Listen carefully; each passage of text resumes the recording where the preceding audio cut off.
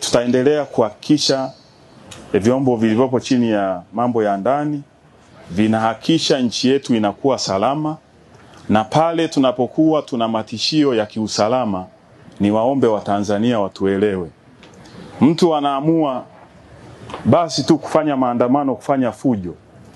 Jeshi la polisi haliwezi kukubali. Tuna suluhu kama hili, watu wanaendelea na shughuli za uzalishaji mali mtaani, alafu tunamruhusu mahabusu mmoja kwenda kusikiliza na mtaani huko kuleta fujo, maandamano ambayo hayana kibali, maandamano ambayo ushahidi upo wa wazi kwa kutishia kufanya fujo, kuvunja amani.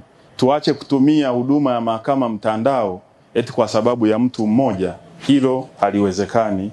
Mheshimiwa Mwenyekiti, ni kama ambavyo umeona waheshimiwa wabunge, solution ya mahakama mtandao iko vizuri, na hatuwezi kuacha utaratibu wa namna hii tukaruhusu maandamano ambayo yanaenda kuharibu mali na kuhatarisha usalama wa Watanzania kwa sababu ya presha ya watu wachache. Mimi niendelee kulielekeza jeshi la polisi kuendelea kusimamia sheria na kuhakikisha nchi yetu amani. Hata yule ambaye hataki amani, sisi tutamlazimisha kuhakikisha nchi yetu inakuwa amani na salama. Sheria huwa sio discriminatory. Tumekuwa tuna solution ya mahakama mtandao kama hivi. Inapotokea mtu yuko mahabusu au yuko ni mfungwa, sheria haitakiwi kudiscriminate kwamba mahabusu fulani au exempted kwenye huduma ya mahakama mtandao, aende kwenye ule utaratibu wa kawaida wa zamani.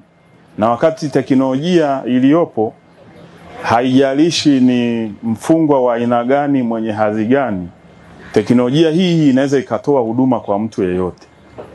Na sababu mojawapo ambazo zilipelekea kuwa na utaratibu wa huduma ya mahakama mtandao pia ni za kiusalama.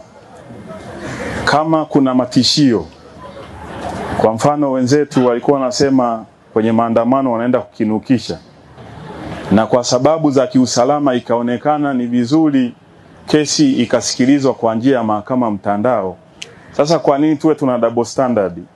Wengine tutumie utaratibu wa huduma ya mahakama mtandao kusikiliza, alafu mtu fulani iwe ni exception. Jeshi la polisi linapokuwa lina taarifa za kiintelijensia za wazi na zisizo wazi, na kwa mfano upande wa maandamano ya Chadema, viongozi wa Chadema na Watanzania ni mashahidi, walisema wazi wazi kwamba wanaandamana wakakinukisha.